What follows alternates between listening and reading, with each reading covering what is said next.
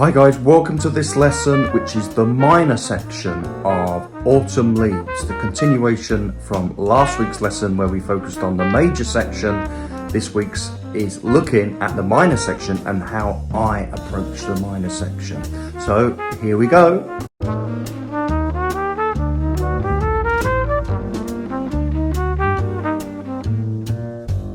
Okay, as you just heard there, example 1, a way to approach playing Autumn Leaves is just playing the harmonic scale.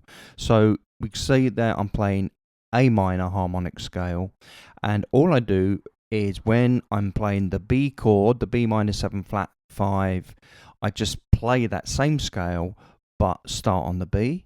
And then when I'm playing the E7 flat 9 chord, I play the same scale, the same A minor harmonic scale, but just start on the E. And that is the sound you get. Let's have another listen to that.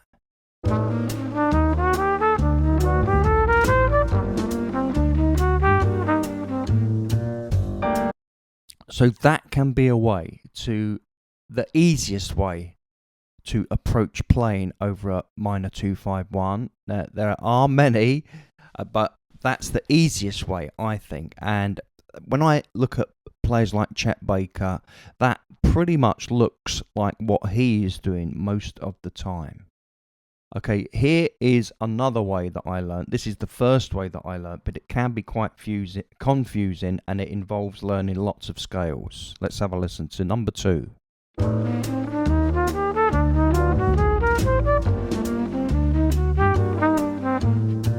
So the B minor 7 flat 5 is taken from the 7th degree. So if you played C major but starting on the B, that is the scale you get. So actually it comes from the major harmony rather than any minor harmony. The next E7 flat 9, the altered scale, the way that you can think about this, the way that I was taught, is just play F minor melodic, ascending and descending, but starting on the E, starting on the 7th. And then the A minor, you just play A minor.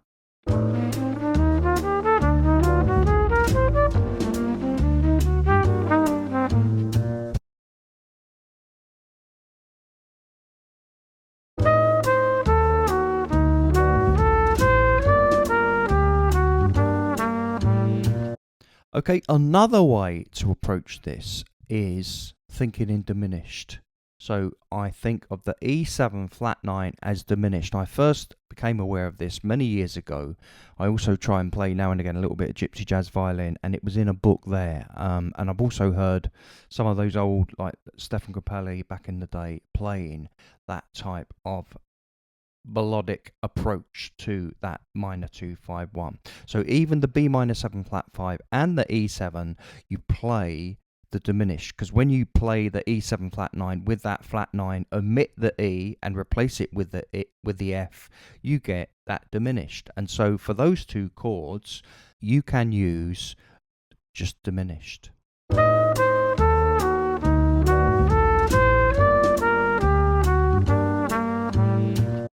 Okay, number 4, I'm just spelling out the changes.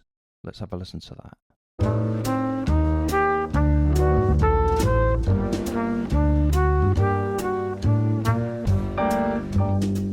Number 5, again spelling out the changes, but adding the flat 9 for the E7 to give it that extra harmonic flavour.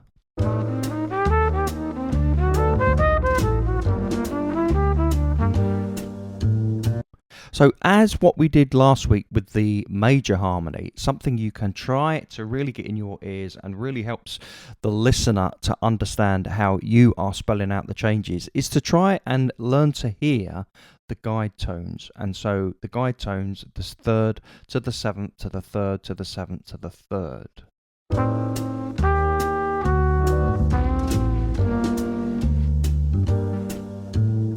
Again, that is an exercise I have done, but to be honest, most of the time when I do that exercise, personally, I just stick to the 3rd.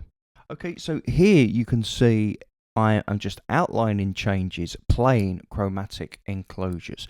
You could certainly enclose the guide tones that we've just practiced. You can practice this enclosing any chord tone.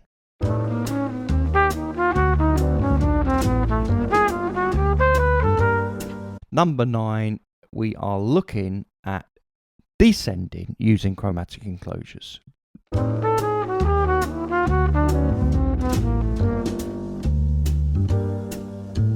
Number 10, we are simply, again, as with the major, diatonically approaching from above. So whatever the note is in that scale, depending on which approach you choose, but always a semitone below. Let's have a listen to this. And it's very sort of, I always think of Clifford Brown when I use this approach.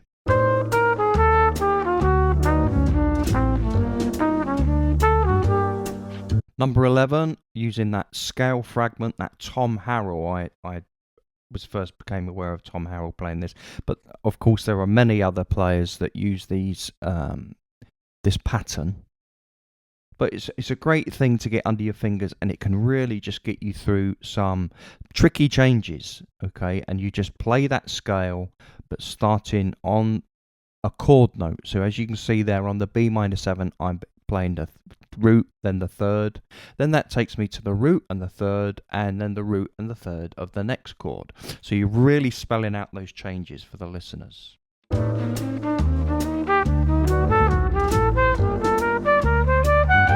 Okay, number 12, again, we're using the broken chord or the fat slick on beat 1 and 2, and on beat 3 and 4 of the first chord, I'm using a chromatic enclosure. On the E7 flat 9, I'm just descending to the third of the A minor, and then just using really a series of enclosures and simple scale run.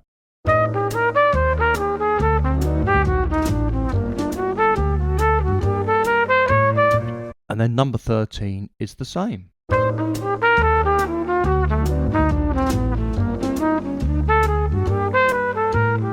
But the difference with 13 is we're using the fat type approach on the B minor 7 flat 5 and the E7 flat 9 for beats 1 and 2. And then beats 3 and 4 for bar 1 and bar 2, as you can see, are chromatic enclosures. We're chromatically enclosing the next note. And then for the 2 A minor chords, chromatic enclosures all the way through. Let's just listen to that again. Super authentic.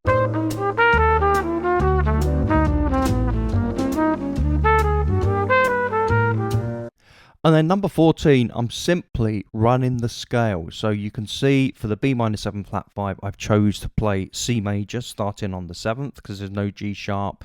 Then the E7 flat 9, I am simply playing A minor melodic. I rarely, if ever, use the altered scale. Okay, I just stick with playing the E7 flat 9, where I think of as the A minor melodic, and I also play the diminished scale, which you would see in the jazz etude, one of the jazz etudes.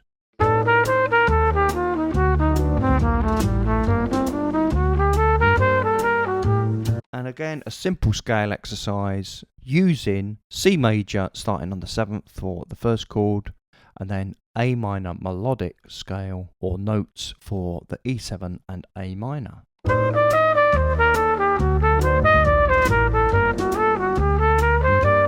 So that's just some basic vocabulary to get us through that minor section, some approaches to really develop an understanding of what you could play and try to learn to hear what you want to play, okay? And by really nailing those chord changes, practicing those scales and this type of vocabulary, you're going to get it into your ears and fingers. As I've said last week, it's very hard to just suddenly come up with something new as a jazz improviser. Most of the time when I'm improvising, I'm hearing and performing some type of vocabulary that I have internalized through focused practice, like I'm showing you now. Okay, and then included in this lesson is all of the demos that you've heard. Okay, I'm going to include all those demos. You get the sheet music in B flat, E flat, concert pitch, and bass clef. You get the backing tracks and a couple of you get the backing track for Autumn Leaves, but you also get the backing track for the minor section to practice over.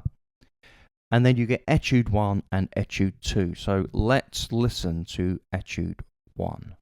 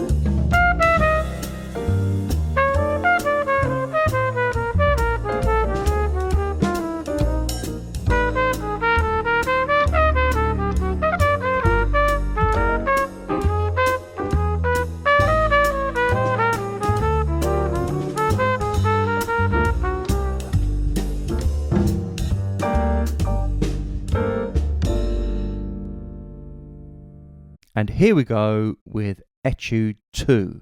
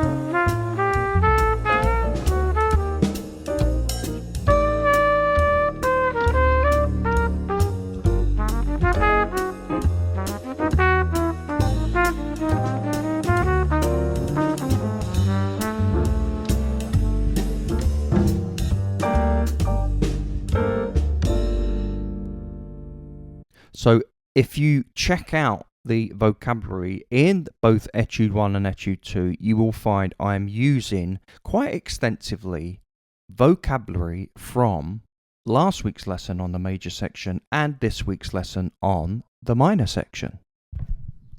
Okay, just remember the resources, the link to the resources is available in the description.